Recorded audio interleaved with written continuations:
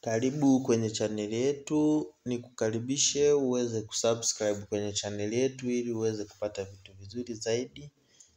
Na mimi naitwa Arnold Juma, karibu sana kwenye mada yetu. Kabla tujaendelea nikuombe uweze kusubscribe kwenye channel yetu ili uweze kupata video nyingine zaidi. Katika tulivyoweka kwenye mada ni staili 6 za kuweza kumfanya mwanamke aweze kufika kileleni mapema kitandani. Na staili hizi ni kama zifuatazo. Naomba twende pamoja kwenye video hii ya leo, na utaweza kuelewa mambo mengi zaidi kama nilivyokuambia hapo awali. Hizi staili ni muhimu sana kwetu na zinasaidia sana kuweza kufanya mwanamke aweze kukuheshimu kitandani, lakini pia kunogesha mapenzi.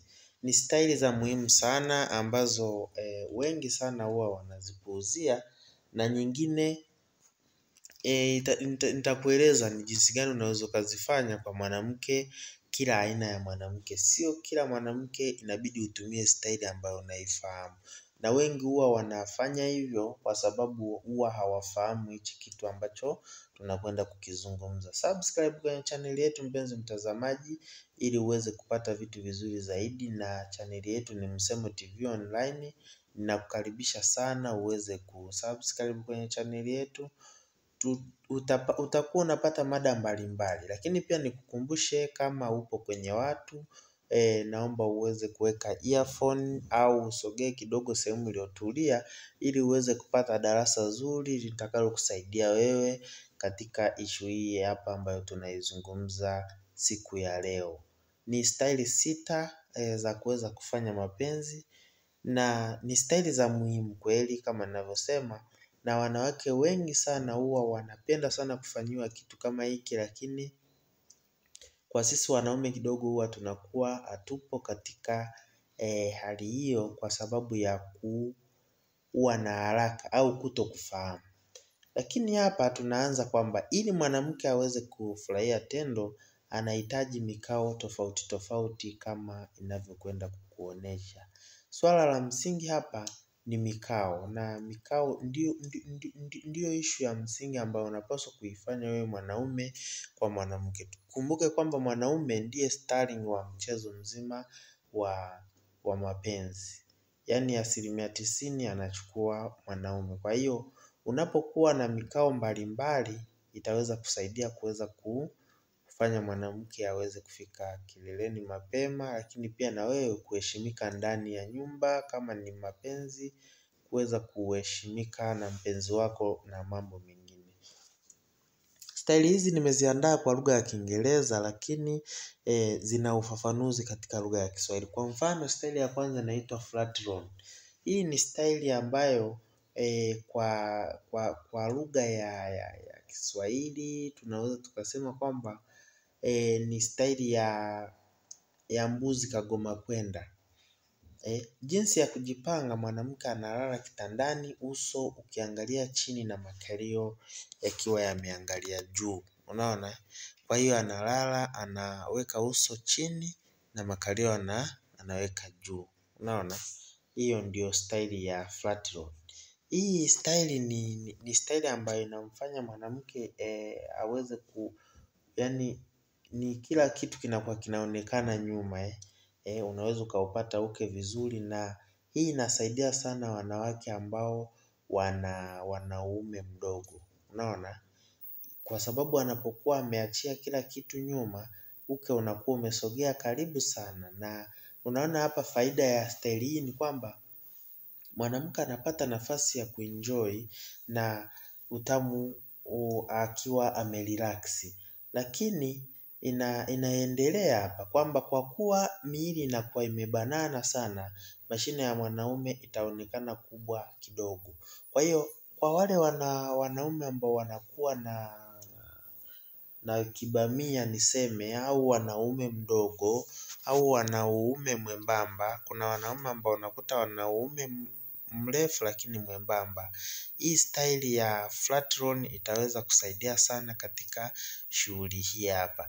Lakini hii style niwakumbushe, sio kila mtu anapaswa kuifanya. Kwa mfano, mwanamke ambaye anakuwa na mimba haruhusiwi kutumia style hii ya mbuzi kagoma kwenda. Unaona? Kwa sababu mtoto via vya uzazi vinakuwa vimetanuka sana, ambayo inaweza ikasababisha mlango wa uzazi kufunguka. Hiyo ni kitu cha kwanza. Lakini pia mtu wa pili ambaye hapaswi kutumia hii style ni mwanamke ambaye tuseme kwamba tunaita impairment. Yaani mwanamke ambaye ana shida ya mgongo. Yaani tunasema backbone impairment au backbone problems.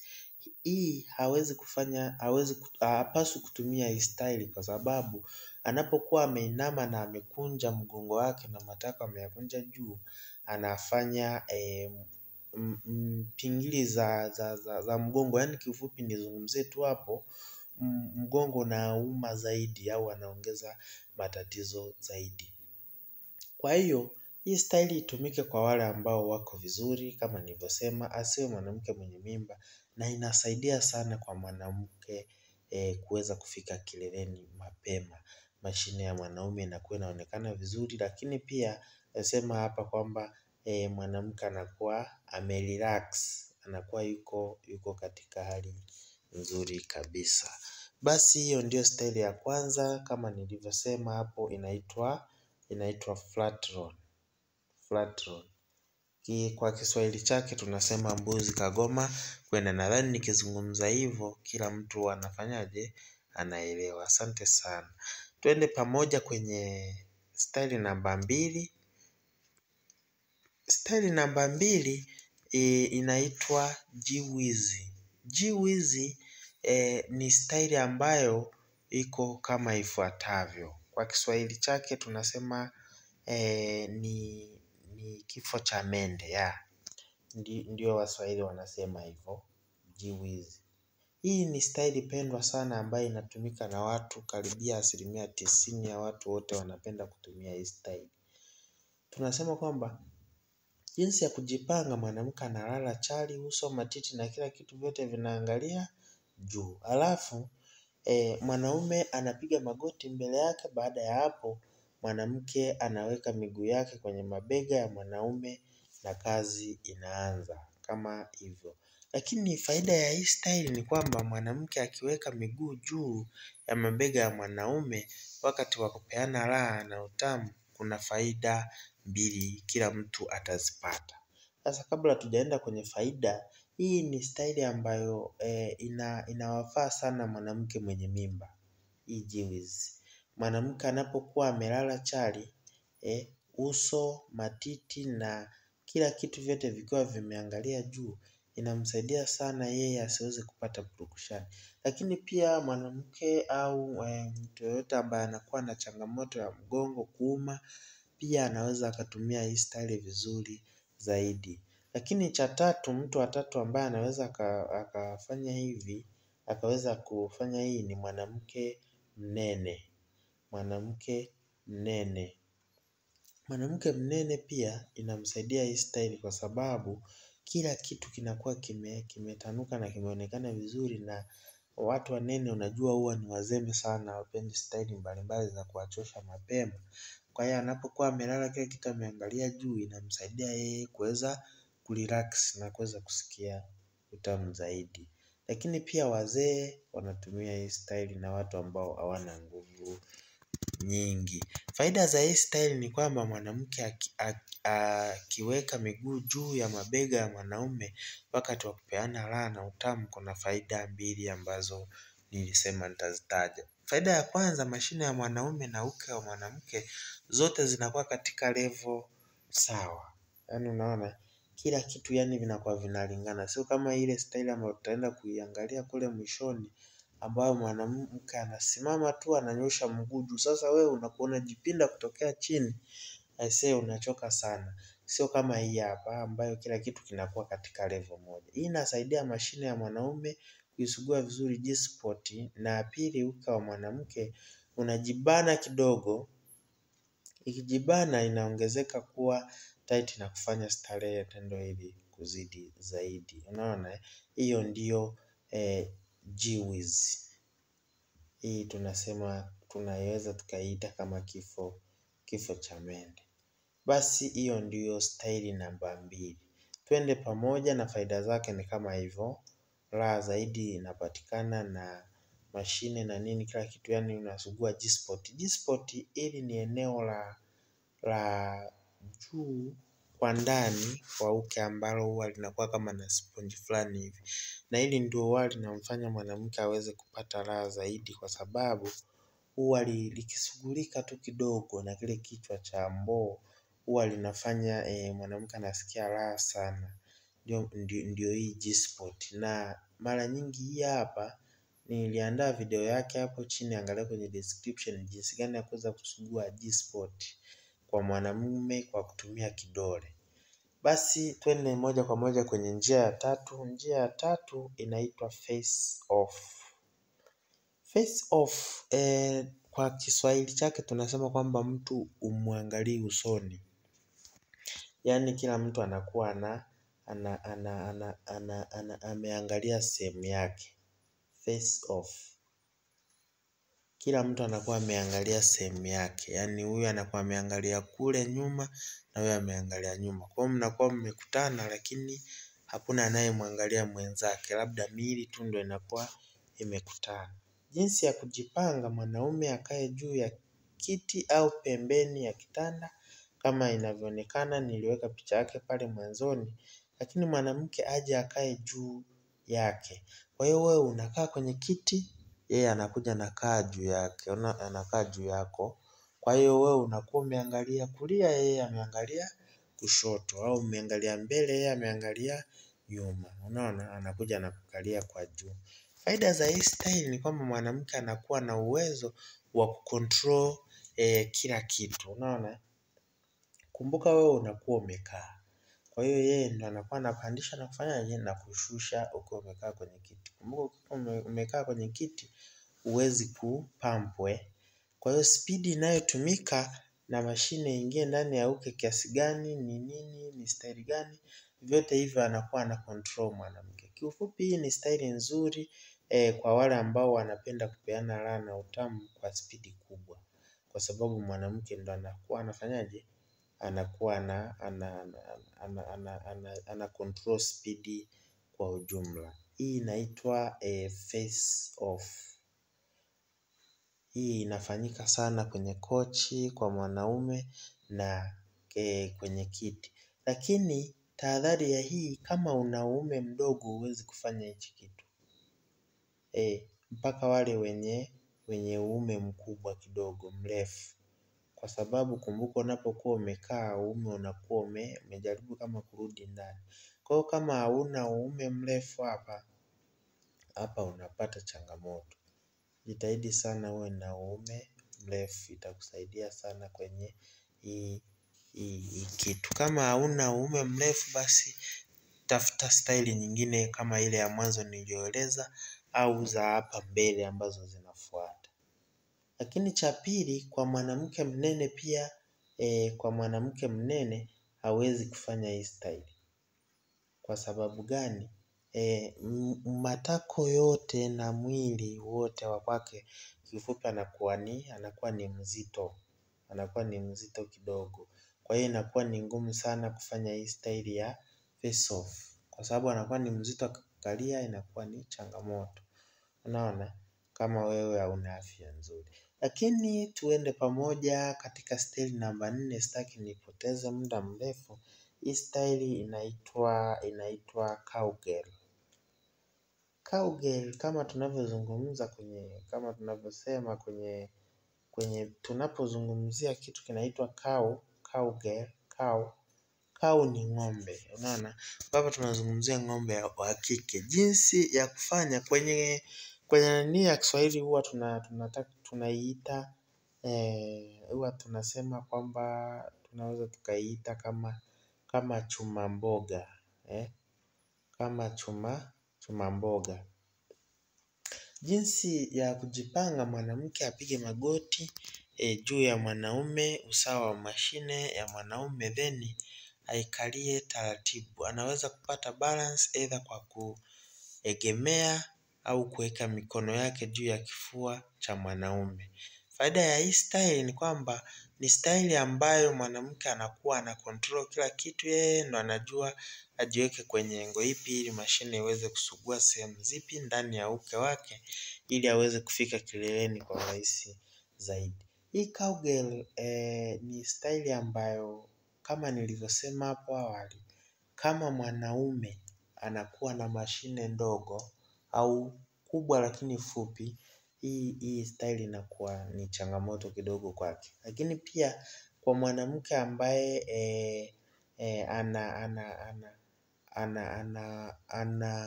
ni mnene, ana umbo kubwa sana, pia hii style haiwezi kufanikiwa kwa sababu atakuwa ni mzito kuweza kupanda na kufanyaje na kushuka.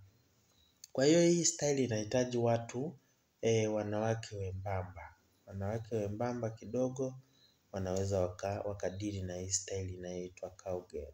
Lakini pia kwa wanaume inahitaji watu wenye mazoezi kidogo. Kumbuka hapa mwanamke anakuwa amepanda juu, kwa hiyo anakuwa amepanda juu yako. Kama hauna mazoezi ya kutosha, usifanye hii style, fanya style nyingine ambayo tutahitaja hapo mbele. Tuko pamoja na twende pamoja katika style namba 5, na hii ni style inaitwa lip frog. Frog tunamjua frog ni chura. Kwa hiyo hapa ni jinsi gani ya kujipanga, angalia hapo. Hii ni doggy style, ni iliyoboreshwa kidogo kama mbwa fulani yani anavyokuwa anatembea. Mwanamke akiwa kitandani ainame, halafu hips na makalio yake ainue juu, huku mikono na kichwa chake avilaze juu ya mto. Unaona? Anakuwa ameinama lakini ameweka juu ya mto, amejiwekea kichwa juu ya mto. Anakuwa ameinuka kidogo mbele na nyuma. Sio kama ile style ya kwanza ambayo nimeisema ya mbuzi kagoma kwenda.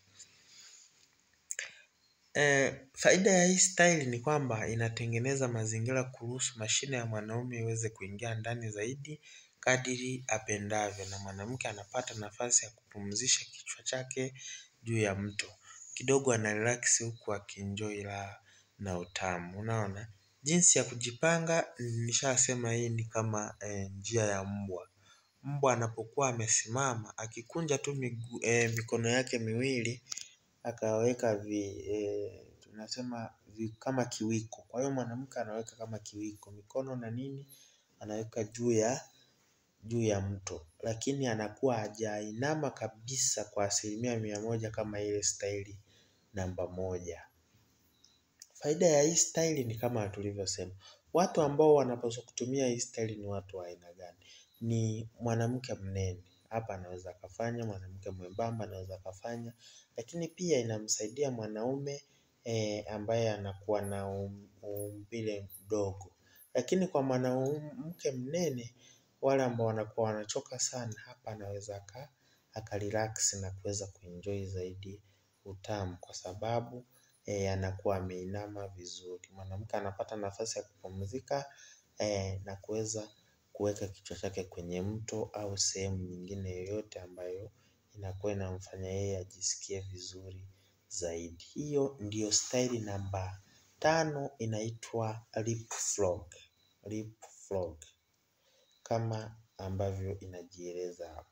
Kwa hiyo unaweza ukatumia hii style pia katika kumfanya mwanamke aweze kufurahia tendo la ndoa na iweze kukusaidia zaidi katika namna moja au nyingine ya kukuongezea furaha katika ndoa yako.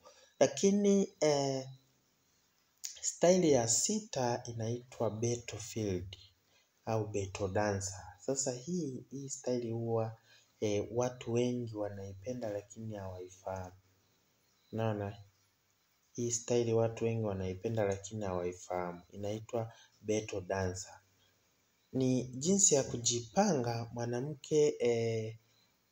mwanamke na mwanaume wote wasimame. Unaona? Mwanamke na mwanaume wote wafanyeje? Wasimame. Kisha mwanamke ainue mguu wake wa kulia auweke kwenye kiuno cha mwanaume na mwanaume aushikilie mguu wa mwanamke alioinua na kumpa balance. Unaona? Mguu wa mwanamke alioinua na kumpa balance. Sasa hii ni style ambayo yani kama hauna mazoezi ya kutosha huwezi kufanya. Kwa hiyo hii ni style ambayo inahitaji mazoezi. Kama hauna mazoezi huwezi kufanya hii style. Lakini cha pili inahitaji mwanaume ambaye ana uume mrefu kidogo. Unaona? Kama hauna uume mrefu kwenye hii style mambo yanakuwa ni changamoto. Kwa hiyo uume lazima uwe mrefu. Ni jinsi gani kwa nini nasema kwamba lazima uume uwe mrefu? Kwa sababu kumbuka huyu mwanamke kwanza uke na uume unakuwa havijaingia pamoja, havijawa katika level moja. Kwa hiyo itahitajika wewe uwe katika level ya juu zaidi upande kidogo ili uweze kufikia balance, ili uweze kutengeneza balance kama alivyosema hapo, ili uweze kutengeneza balance. Kwa hiyo mpaka hapo ni lazima wewe uwe na uume mrefu kidogo ambao utakuwa una uwezo wa kuingia kwenye uke au wewe uwe mrefu kidogo. Faida ya hii style ni kwamba inaruhusu na inawapa nafasi ya kuangaliana usoni. Hiyo ni sawa, uso kwa uso. Huku mkipeana raha na utamu, kitu ambacho kinasaidia sana kuwaunganisha kihisia na kimwili pia. Lakini hii style kama watu ambao wana shida ya mgongo kama nilivyosema, watu ambao ni wanene sana hawawezi kufanya hii style kwa sababu itawafanya wachoke kwa muda mfupi mno. Inahitaji watu ambao wana mazoezi ya kutosha. Hii battle dancer. Kwa hiyo kama ukijaribu hii style unaweza ukafanikisha. Lakini pia watu wa pili ambao huwa wanafanya hii ni wale watu ambao wana haraka haraka. Kama mnajibaiba hivi unaweza ukanyanyua tu mguu nini akaweka basi mambo yakaenda vizuri zaidi. Lakini hapa nilitahadharisha kwamba pamoja na yote ambayo tumeyazungumza hapo, ili tendo liweze kuwa zuri zaidi, usafi kwa mwanamke na mwanaume ni swala la muhimu pia. Ni swala la muhimu sana, kitu kinachoitwa usafi. Kama usafi sio mzuri, manake kuna style ambazo, almost style zote, mtu labda umemshika, amenyanyua mkono, anakwapa, linanuka, na vitu vingine kama hivyo, vinafanya mwanamke au mwanaume, asisikie tendo vizuri, unaona. Kwa hiyo swala la usafi ni la muhimu sana kwa watu wote, kwa mwanamke na mwanaume, ili tuweze kufanya na kuenjoy mapenzi kwa sababu huwezi kufanya mapenzi unasikia harufu ya mwenzio, unaona. Lakini pia usafi wa uke ni muhimu sana. Niliandaa video jinsi ya kusafisha uke wako bila kutumia manukato na vitu vingine, jinsi ya kuzuia harufu mbaya kwenye uke na mambo mengine kama UTI, vyote nimeandaa video zake pale. Pitia pale uweze kuziangalia, zitakusaidia wewe pamoja na watu wengine wote ambao watapenda hizo video. Basi mimi nimemaliza kwa siku hii ya leo. Nikukumbushe uweze kusubscribe kwenye channel yetu ili uweze kupata vitu vizuri zaidi. Mimi ninaitwa Arnold Juma na kuomba uweze kusubscribe kwenye channel yetu. Hii ni channel mpya ya Msemo TV Online. Inafanya mambo mbalimbali ikiwemo michezo, taarifa mbalimbali, mambo ya mapenzi na mitishamba zaidi, jinsi ya kujitibu nguvu za kiume, uchafu kutoka kwenye uke na vitu vingi sana tunaposti hapa kila siku ambavyo vina faida kwako na ushauri zaidi unatolewa katika mambo mbalimbali. Nikukaribisha sana mpenzi mtazamaji, usisahau kusubscribe, na pale ambapo utakuwa unaona video ambayo imetoka inahusiana na chaneli yetu, usisahau kuifungua. Nina uhakika utapata vitu vizuri zaidi. Nikukaribishe sana, asante sana, karibu kwenye video inayofuata.